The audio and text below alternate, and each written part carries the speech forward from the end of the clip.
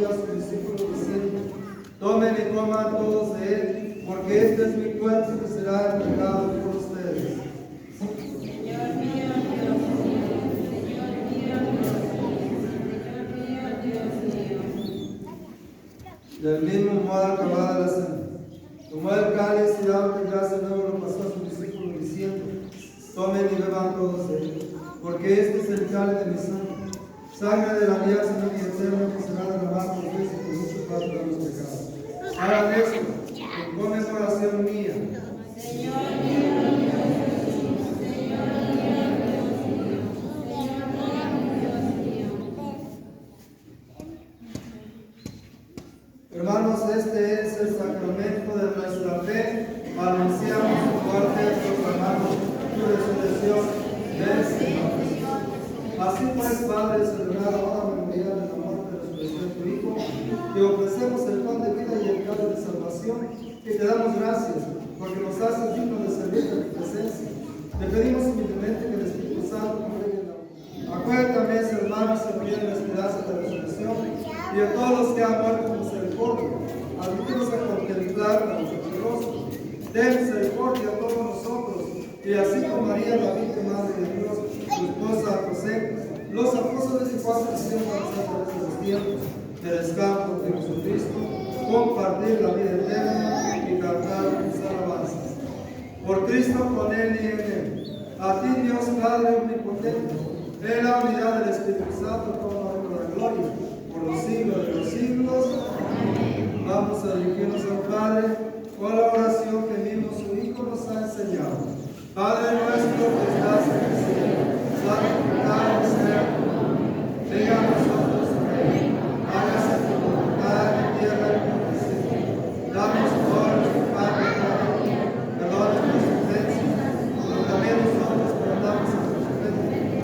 No nos dejes caer en tentación, líbranos de todo el mundo. Dichosos de los invitados a la cena del Señor. Señor.